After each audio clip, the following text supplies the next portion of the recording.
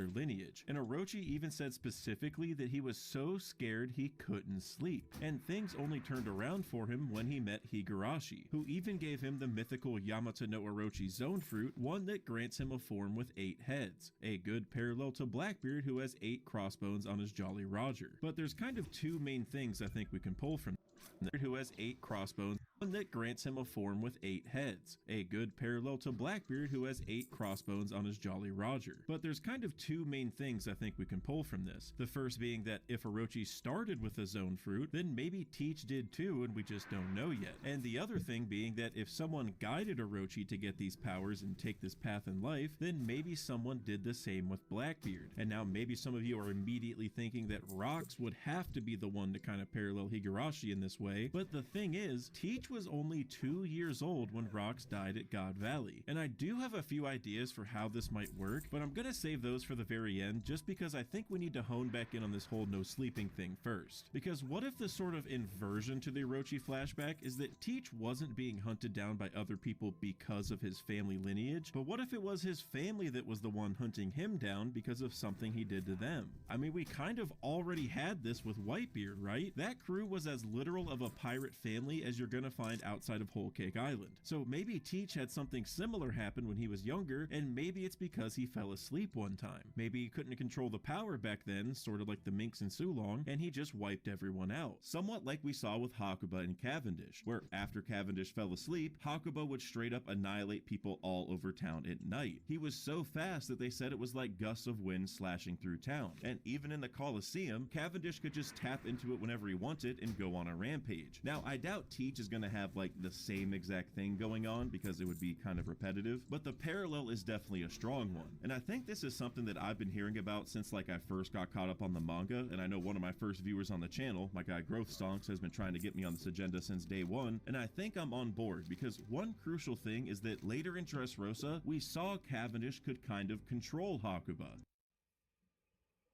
It was like there were conflicting wills within the same body, but one had to win out, which ended up being Cavendish, and that even let him consciously use Hakuba's advanced speed and strength. This kind of reminds me of how zone awakenings are supposed to work. Not that I think Hakuba is the result of one or anything, it's going to be something special I would imagine, but it's just like the general idea that when you awaken a zone fruit, there's a chance you lose control, like the will overtakes you kind of, as we saw with the Jailer Beast. Or conversely, in the case of Lucci, he was actually able to control it and get all the buffs that come with it. This probably ties to the fact that zone fruits have a will of their own, as we learned from the Gorosei with Luffy's fruit. So in a very similar way, I think it's fair to say that Cavendish and Hakuba are like conflicting wills within the same body, which is a very similar thing. We kind of saw Cavendish have that internal struggle in real time with Hakuba, where we even got this dope panel of them each controlling half of the body. So I wonder if Blackbeard might have this we even got this dope panel of them each controlling half of the body. So I wonder if Blackbeard might have the same sort of thing going on when he falls asleep. Because as we saw with Cavendish, he was able to learn how to control it eventually, but it obviously took some time to learn. Which also kind of reminds me of how Sulong form is supposed to work, where it took extensive training to control and harness those abilities. But without it, you would just go on a rampage and die after exhaustion. So for Blackbeard, maybe the reason that people from snowy countries die if they sleep isn't just that they like die immediately, but their ensuing transformation leads to death afterward because none of them can really control it, except for maybe Blackbeard. And perhaps that's the secret sauce that hurt Shanks all those years ago. Which again, it's not that Teach is gonna have like Sulong specifically, it's just that there's some connection here to be made. I mean, even right after Luffy mentioned the no sleeping thing to Sanji during Drum Island, they were attacked by Lapins, which if you don't remember, these things are essentially giant carnivorous but intelligent rabbits, which given their red eyes and white fur, might have a decent resemblance to Sulong form, and maybe in particular Carrot since she's a rabbit mink, and she was also the first Sulong we really got to see in the story. And in addition to that, you know, when Beppo finally used his Sulong form, it was against Blackbeard, and that's what let him save Law. Now, obviously this was kind of different because it was thanks to Chopper's drugs instead of the moon, but still. And Teach even knew what Sulong was back then, which shouldn't be super surprising. I mean, he even knew about Lunarians on Amazon Lily, but still maybe notable. Plus, generally speaking, Sulong Sulong is tied to a full moon, which, you know, is at nighttime and when people usually sleep, so there might be a connection there. And when we saw Teach crying as a kid, he was crying at a crescent moon instead of a full moon. What if he's crying because he needed a full moon instead? Or maybe he's waiting for some other celestial cycle to happen so that he can sleep peacefully. But maybe the craziest connection here to all of this is that, you know, the last fruit we kind of expect Teach to get is a zone fruit. He already has a Logia and Paramecia, and with 3 skulls on his flag, it only makes sense to get the 3rd type, right? And you know, so far I've made comparisons to Sulong form, which are humanoid animals, as well as Hakuba, whose internal struggle for control kind of mirrors that of a zone awakening. So we're already kind of flirting with a zone-esque ability already.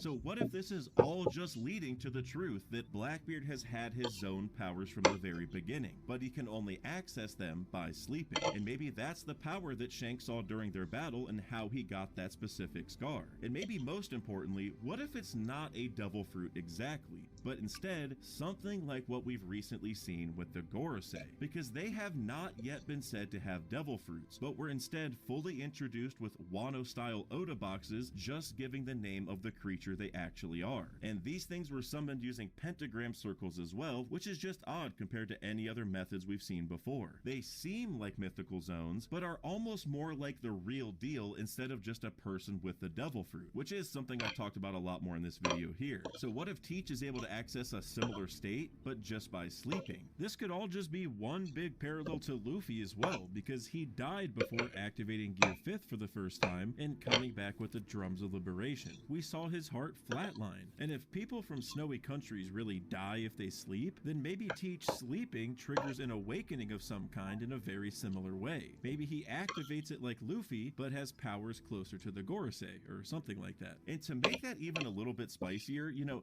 Luffy's quote-unquote death is where we first learned that he supposedly had a zone this entire time, but we just didn't know. So maybe when Blackbeard sleeps and quote-unquote dies, he will also show us a zone that he secretly had this entire time. And I mean, honestly, even if you go back to the chapter right before Saturn revealed his form for the first time, it looks like he fell asleep. Now, the anime might clue us into what actually happened there, but I mean, we see Saturn like this at the end of 1093, and then the very next time we see him in 1094, he's looking like this. So I think, ironically, there's a chance that in order for the Gorosei and maybe Blackbeard to awaken, they need to sleep. And like I said toward the beginning, this would just be some beautiful irony. Awaken, they need to sleep. And like I said toward the beginning, this would just be some beautiful irony because Blackbeard talked about dreams never ending in his introduction. Even for the man who doesn't sleep and can't have literal dreams, he still doesn't stop dreaming in the broader sense of the word. It kind of reminds me of this quote from T.E. Lawrence, reading that all men dream, but not equally. Those who dream by night in the dusty recesses of their minds wake up in the day to find it was a vanity. But the dreamers of the day are dangerous men, for they may act their dreams with open eyes to make it possible. Or maybe even this quote from Willie Caron, who's a physicist from the One Piece world. who said everything that humans can imagine is a possibility in reality.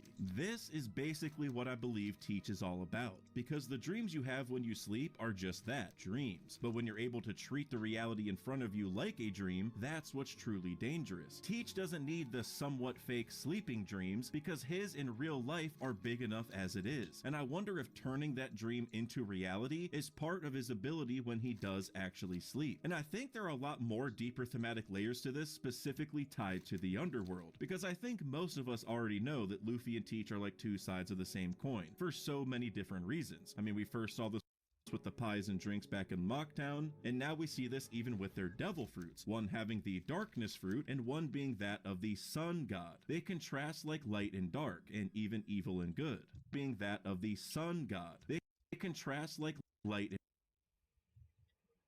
and dark, and even evil and good. And Teach is likely from a snowy country, which by virtue of being cold could probably use a little bit more sun. Now I know there's a lot more that goes into the climate than just that, but you get what I mean. And the one thing that we know for sure about the One Piece underworld is that it's also cold. That's how Brook has ice attacks, and likely the same for V Nostrum. I mean, hell, even Emu had a freezer that held a giant straw hat inside, and Oars, the quote-unquote devil, was kept in a giant freezer after dying in a cold place 500 years ago. So Oda has built connection upon connection between like the cold, darkness, and the underworld, and that's why Teach being at the epicenter of all that just makes so much sense. I mean, even his newest crew member Kuzan has the powers of the Ice Fruit, which is ironic in its own way. But conversely, Luffy's character focuses on the exact opposite things. Like, instead of being tied to the cold, Luffy has tons of ties to warmth, such as his brother sharing the flame fruit, for example. And instead of being tied to darkness, Luffy is the freaking sun god. And instead of being tied to the underworld, Luffy just being like a liberator and a god to the people kind of opposes the underworld stuff right away. He's trying to save people and stop them from going to the underworld, at least so quickly. And that's why Blackbeard's battle versus Luffy will be absolutely peak. But let's go ahead and break down what Blackbeard's special sleeping zone form could be like, because the Gorosei forms were pretty badass, and Gear 5th is also pretty dope, so I'm sure Oda has something amazing planned for Blackbeard. And I think the most crucial place to start is probably with the scar that he gave Shanks. Because while we do know Blackbeard used claws to fight back then, I don't think there's any way that those were the difference maker. Instead, I think those claws act as like a foreshadow for what the zone form will eventually be, because the zone form probably also has claws just like that. But before I give my first answer for this, I really want to emphasize that I doubt Teach will be tied to just one creature in particular. Instead, I think it's probably going to be a mix of them. I mean, many yokai or mythological creatures in general are kind of already like combinations of different animals. I mean, for example, St. J. Garcia Saturn is a Gyuki, which is essentially an ox head on a spider's body. And Teach has the 3 skulls on his flag, so maybe it's like 3 different creatures merged together. Or maybe he can swap between 3 different ones or something. But anyway, the first quote-unquote zone form that I think will be involved here is actually going to be a bear, specifically a black bear, which is perfect for Blackbeard, almost making him like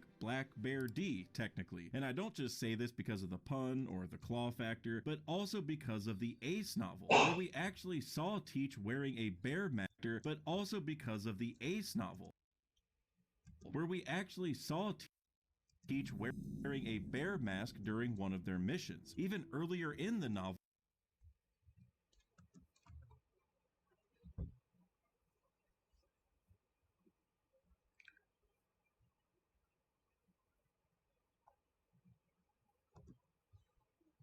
he was described to be as big as a bear. And then when you factor in the claws that he used back then back into the equation, it all just sort of fits. I mean, Teach wearing that bear mask already kind of reminds me of like Garp wearing the dog mask, which, you know, Garp may have that dog in him, but he doesn't have dog powers. But we did see later on that the Shandia chief, who looks just like Garp, also had a very similar dog mask. So that was kind of a clear symbol to us that they're connected somehow. So maybe this bear mask is also foreshadowing some type of connection. Plus, Plus, who did we last see Blackbeard fighting and run from? Beppo, a freaking polar bear, and one who used a Force Sulong form at that, which could be somewhat of a way to think of Blackbeard's powers as well, where he can just sleep and force that form to occur. But you know, polar bears are white, as are Sulong minks in general, so having Blackbeard be like a dark version of that would just be pretty cool. And I think there could even be a tie to Kuma here, who has a fair number of bear connections himself, including styling his hair into bear ears and having the paw fruit, because we recently learned that Kuma is actually a buccaneer, and that they have special blood. We don't know what's special about it just yet, but we just know that it is special because it was mentioned several times. And Marco did say that Teach's weird body may be what let him have multiple devil fruits, so maybe there's some kind of connection there. And I don't think it'd be very surprising if we eventually found out that the buccaneer blood is what led to Vegapunk's invention of green blood, which essentially allows one to duplicate paramecia powers into the seraphim. And that's kind of relevant since, you know, the second fruit that Blackbeard got was also a paramecia in the Gura Gura no Mi. And in addition to that, Vegapunk was about to say something special that the Buccaneers did at one point in the past, but he was cut off. Perhaps Oda is leaving this ambiguous because this will come into play later on with Blackbeard, and he's just sort of setting it up now so it's not as much of a surprise. I mean, Teach and Kuma do have some aesthetic similarities as well, where they both skip leg day and have similar hair. I mean, I know I spoke aesthetic similarities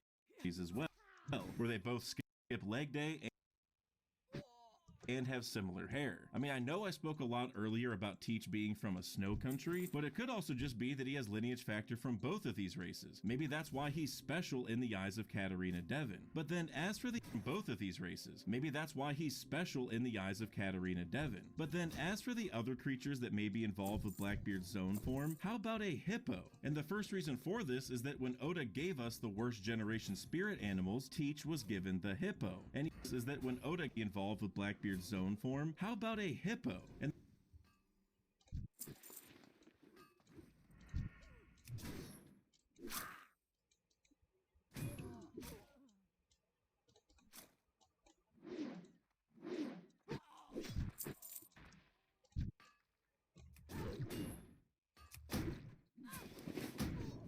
And the first reason for this is that when Oda gave us the worst generation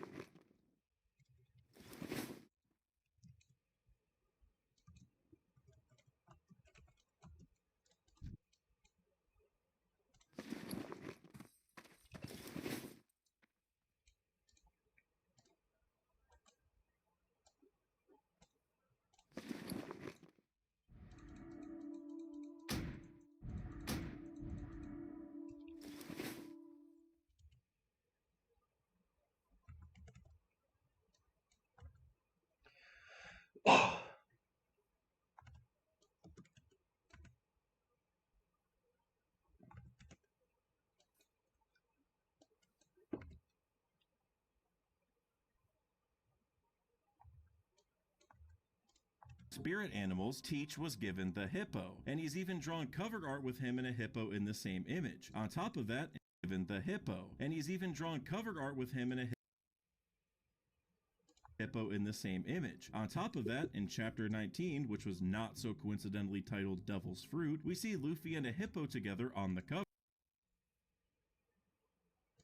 And the hippo even has a swirl on his head, which is like the one trait that every devil fruit design shares. And we actually met a type of hippo on Drum Island as well, known as the woolly hippo, which Wapol used to ride around on. And you know, since Teach was first mentioned in this arc and Luffy mentioned the no sleeping thing here, this could be interesting to consider as well. I mean, we even have this other cover page with Crocodile and Mr. One having hippos in their entourage, and that might be kind of key because, you know, Blackbeard replaced Crocodile among the warlords, and a hippo would make a lot of sense for Teach because first off, they're dangerous as hell and very aggressive, but also, despite being near water most of the time, they actually can't even swim. swim, which is fitting for someone like Teach who has multiple devil fruit powers. And in addition to that, hippos even have 3 chambers to their stomach, which is maybe tied to how Teach got 2 fruits successfully. And then maybe another zone form that could be involved in Teach's powers might be the Kraken, or the octopus, which I know I first heard from my guy Threevil, and now I think almost everyone has, and one of the main reasons for this is that Teach has 8 crossbones on his Jolly Roger, and obviously octopi or Kraken have 8 limbs. And I think most Pirates of the Caribbean fans probably already know the importance of Krakens in pirate folklore. And like I said earlier, maybe it's just a combination of all these, because Blackbeard does have the 3 skulls on his Jolly Roger. Maybe he's got a bear, Kraken, and hippo hybrid or something. Or another popular idea that I've heard is the Baizé tiger, which could potentially tie into his laugh among other things. So who knows, Teach might just be a conglomeration of different important creatures. But maybe the bigger question that we need to ask about this is just like, how did Blackbeard even get this special zone form to begin with? Does it just come like automatic with everyone born in the snow country? Or was it like a power that Blackbeard acquired after the fact because his no sleeping attribute was advantageous? Well, I could potentially see both, but I really hope that it's the latter, because if this is simply a power that a whole race of people had, it might not seem that special. But if instead it's a power that Blackbeard was given, or maybe that he sought out because him not sleeping was a perfect fit for it, that would hit a lot harder. Because if it is true that this form is accessed by sleeping, well, Teach would only do so when he loses, right? It would be accessed by sleeping. Well, Teach would only do so when he loses, right? It would be perfect for someone from his race because it would only get activated in crucial situations. That's what truly makes it an amazing trump card. It's like a last resort. And I bet that this is actually where Rox and Blackbeard's connection begins.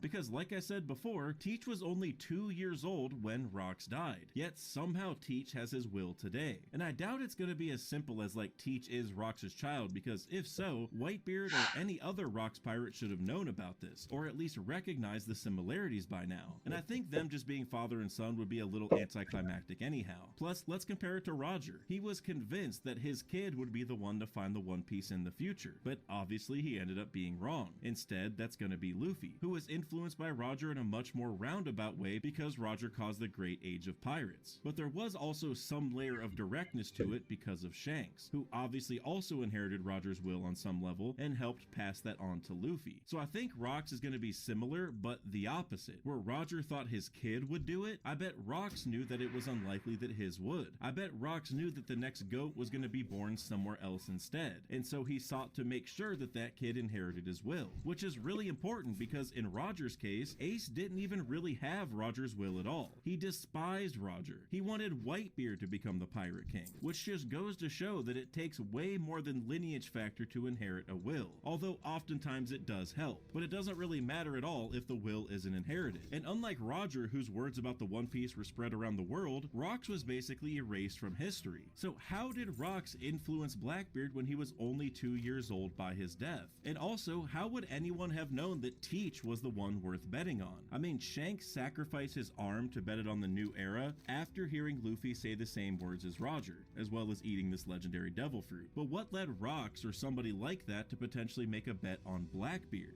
Well, I basically have like 3 different options here, and admittedly each one is a bit crazier than the next. So for the first one, if we were to try keeping this whole Shanks and Luffy parallel going with maybe Rox and Blackbeard, then maybe Rox also had a Shanks-like apprentice that sailed around after his death, maybe found Teach, and then influenced him in a very similar way that Shanks did to Luffy. I think something like this is possible, but the thing is, the person who makes the most sense to be Rox's version of Shanks is just Teach. Shanks and Blackbeard are already rivals, and they're from the same generation. Now yes, Teach is technically a part of the worst generation like Luffy, but he and Shanks are basically the same age and even fought as apprentices. So I don't think that there was a messenger of sorts to pass the torch for Rox like there was Shanks for Roger, but rather I think it was just somehow Rox himself. Because what I find particularly important about this is that Roger wasn't around to see his son or even Luffy be born. He literally could not have been there to influence them directly. he needed someone like Shanks to do it for him. And giving Luffy the hat was sort of a declaration that he found the one he thought could accomplish his dream, since Luffy had the very same one. But Teach was actually alive before Rocks died. They potentially could have had at least some kind of connection, even if Teach wasn't fully grown up yet. So for the second option here, I think we should go take a look back at God Valley, where the Celestial Dragons were holding their native cleansing festival that they hold every 3 years. That means that they've been going island to island, wiping out certain races as they felt fit. And Teach was 2 years old at this point, which means that there was another native cleansing 1 year before Teach was born. So what if that one occurred on Blackbeard's home island, and maybe Rocks somehow saved them from that event, or at least only saved Teach's immediate family? Because if Rocks was at God Valley, it shouldn't be that shocking to think that he would have had interest in the other native cleansings that were happening over the course of his pirate career. Or maybe the first one he ever found out about was at Teach's Island, and that sort of inspired him to try and stop the Celestial Dragons at God Valley 3 years later. Now we know most of the Rocks crew went to go get that treasure, but still, there might be more to it. But if that was the case, it would kind of paint Rocks in sort of a positive light, right? And that's interesting compared to the negative light he's had cast on him by the likes of Sengoku. And that kind of makes sense because Rocks was against the terrible Celestial Dragons, and Roger and Garp fought to protect them. But the key here is that Teach would not have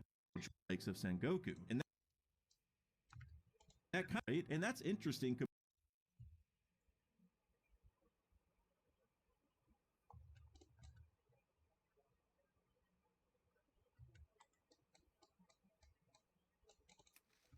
compared to the negative light he's had cast on him by the likes of Sengoku. And that kind of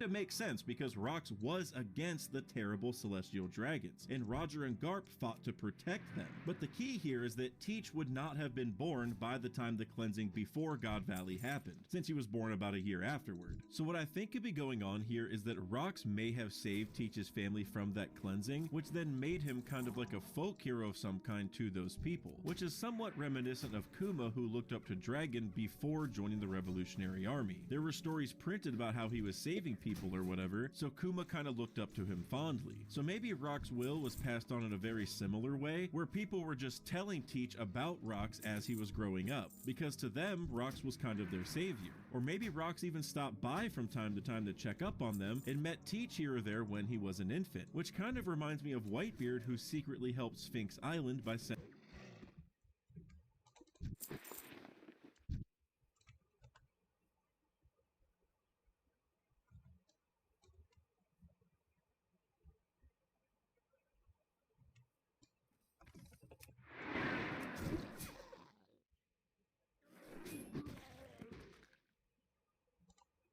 them money. I mean, we actually have seen a sketch of Teach's mom before, as well as his two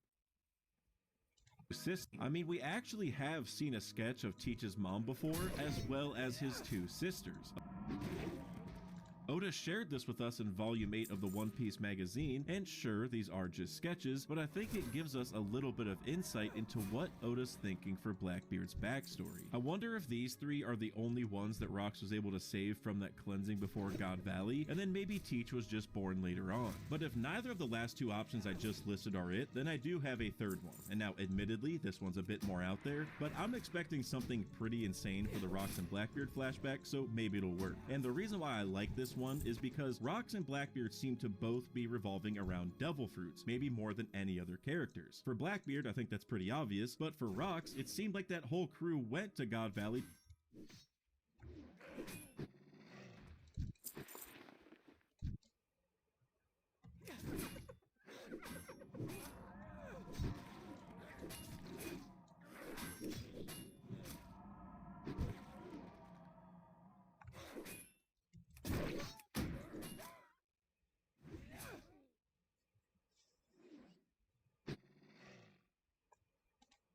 to go get those fruits. I mean, at least for the case of Big Mom, that's the first thing she went for. So I think it would make a lot of sense that the connection between Rox and Blackbeard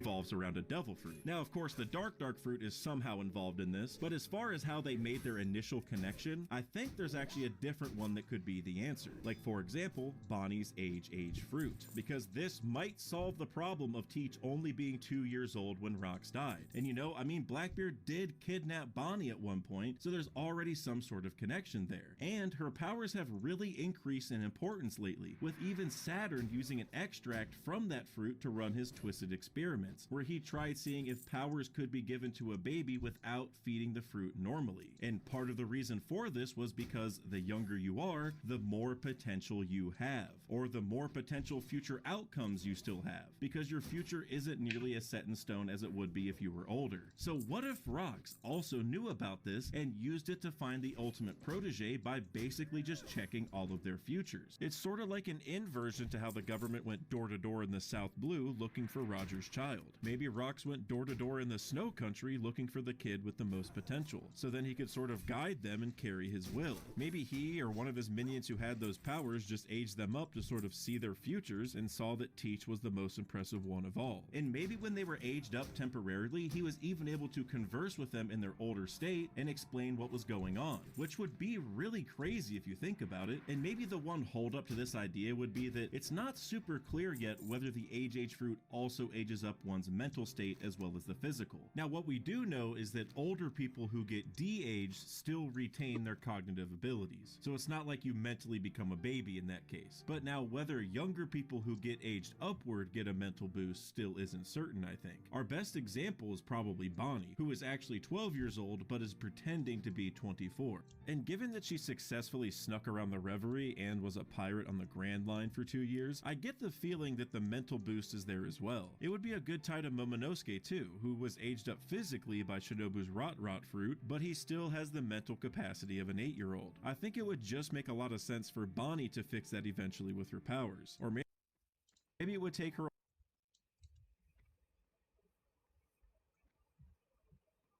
awakening to do so, I don't know. But let's just say for argument's sake that it does age you up mentally. Couldn't Rox have like aged up Teach as a baby and then literally just talked to him? I mean, shoot, maybe he aged Teach into like his ultimate future form as like definitive proof of his true potential and just told him like, hey, if you listen to me, you're actually going to be able to achieve this form for good, which would be twisted for like so many different reasons. And now maybe some of you are thinking like, how wouldn't the Rox crew have seen this or known about this? And that's definitely a good question. But even at God Valley, we saw Rox running ahead of the rest of the group and separating himself. So maybe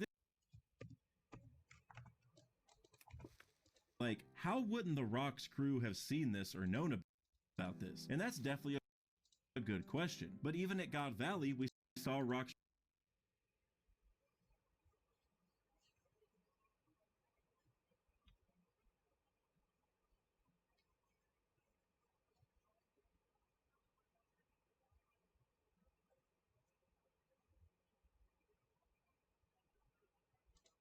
running ahead of the rest of the group and separating himself. So maybe this was somewhat of a similar thing where he ran ahead or just went on his own mission or something, and that's when he found Teach. And he may have even picked the snowy country on purpose, because we still need to wonder how Teach even got this special zone form, assuming he does have one. And I'm guessing that if this Rox protege idea is even remotely true, then Rox is probably the one who enabled him to use those zone powers as some kind of way to help him achieve his goals, which would be a strong parallel to like Higurashi giving Orochi his mythical zone, or even Moria, who waited years for the perfect shadow to put into ores. It was like he needed the perfect specimen before he could launch his plans into action. So maybe Rox basically did the same thing. Maybe he already knew about the summoning circles just like the Gorosei do, and he was able to give Teach one of those forms. I mean, Sengoku did say that Rox was involved in the worst taboos of the world, and I feel like pentagram circles like the Gorosei use would definitely be up there in terms of taboos. And again, the fact that Teach doesn't sleep may have been why he sought out someone from this country specifically. By not sleeping,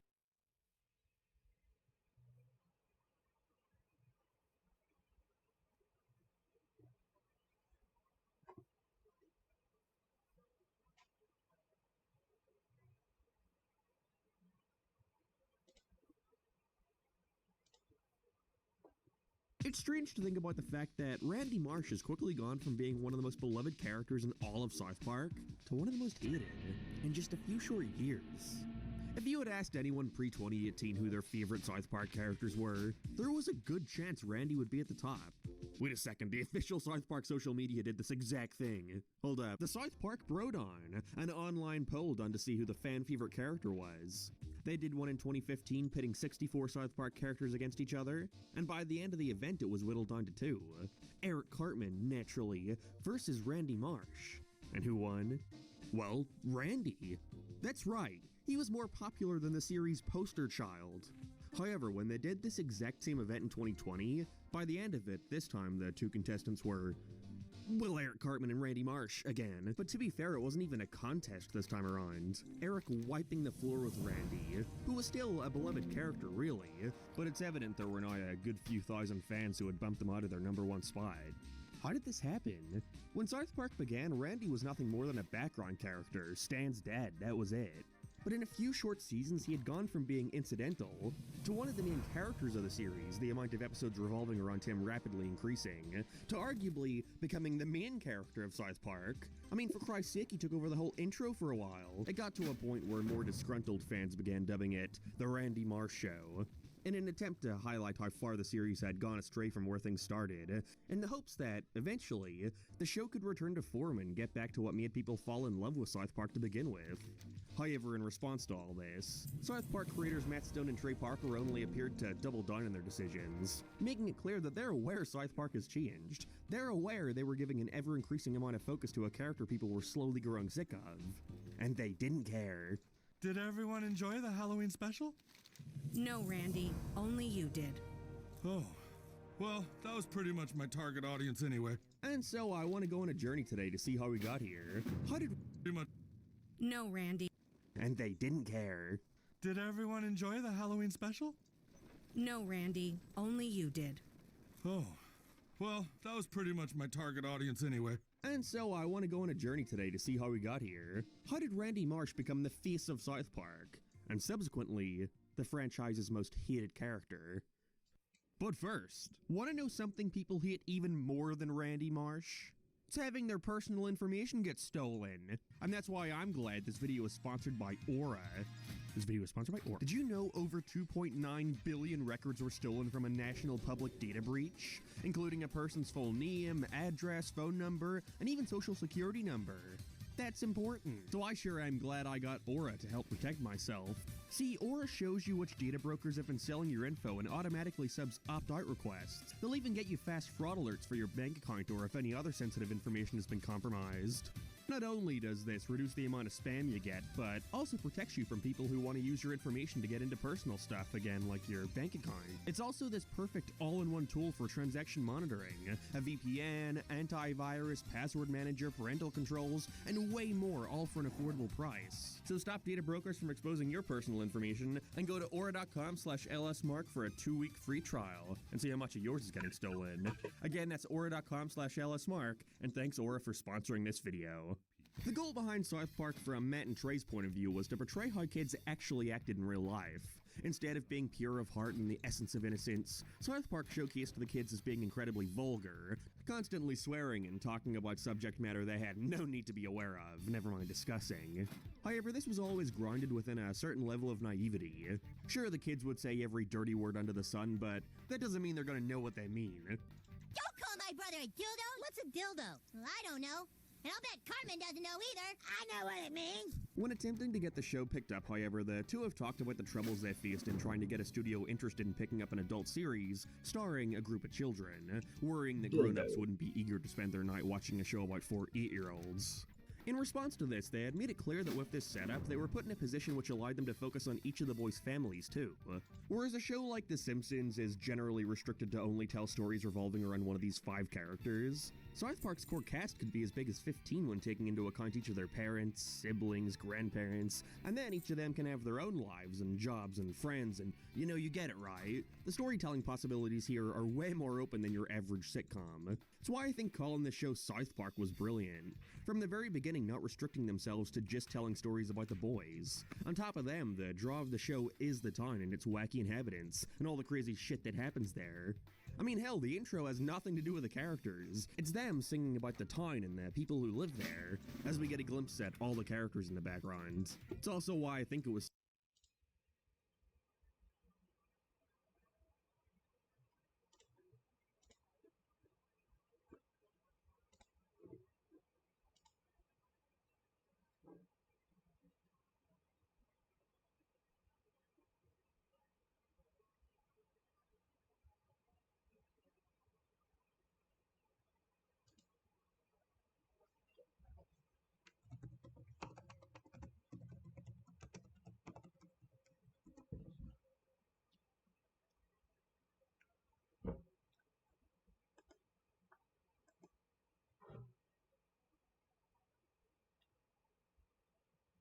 Here's exactly how to schedule upload a video on YouTube. First of all, we got to upload a video. So we're going to use, there are some details that it says you need to fill does first. So first we're going to say, no, this does not include a paid promotion. Of course, yes, if yours does. And then you're going to need to select your monetization. You can still see that if you try to go to visibility, it's going to block you. You need to set the monetization. So we're just going to leave this off for right now. And then at this point, you can go all the way over to visibility. And this is where you're going to schedule upload your video, as well as I'm going to show you exactly the perfect time to schedule upload your video. So if we look down a little bit, we're going to see a schedule button. All you got to do is select that. And at this point, you can choose the day and the time of day. Really cool plugin that we use called vidIQ right here has a button where it says view. You can actually go on. It's a really cool think. And this, we have these graphs. Of course, the highest is when the most amount of people are going to be online on YouTube, depending on your subscribers. So for us, most of the people, because right there, we set to public on March 4th at 6:50. How many YouTube videos?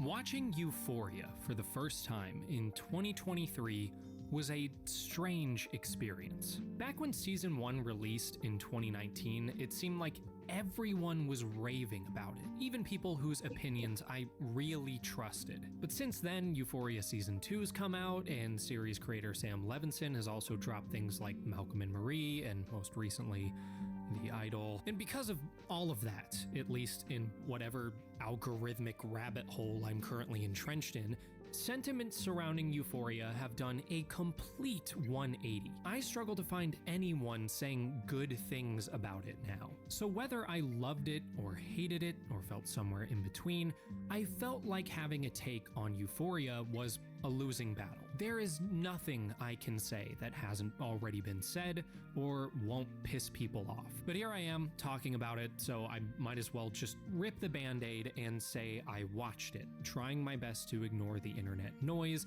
and the extremely bitter taste The Idol left me with, and I actually kinda liked it. I know, I'm shocked too. I'm sorry.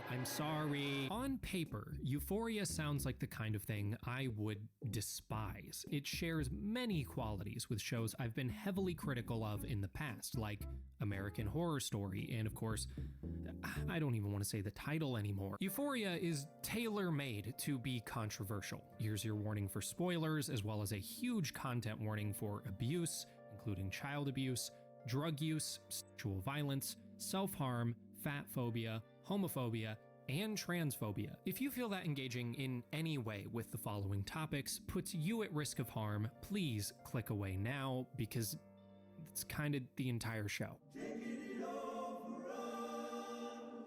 Euphoria at its core is about a girl named Rue, who is a struggling drug addict who tries to simultaneously battle the disease of addiction and maintain her interpersonal relationships, mainly a new one she's forming with a girl named Jules, which realistically could have been an entire show's worth of story on its own, but the show quickly expands into a large tapestry of different characters and their various internal and social drama, which involves a lot of drugs and trauma and sex, lots and lots of sex, and all these characters are teenagers. Obviously, like I said, the show is problematic at conception. There are a lot of solid cases to make against Euphoria, like it being overly gratuitous, or that the show is style over substance, that the show's depictions of taboo material sends bad messages to its audience, or how Sam Levinson begins to prioritize himself at the expense of major characters in the second season. Speaking of which, go watch Broey Deschanel's excellent video, Euphoria and the Art of Navel Gazing, after this video if you haven't already.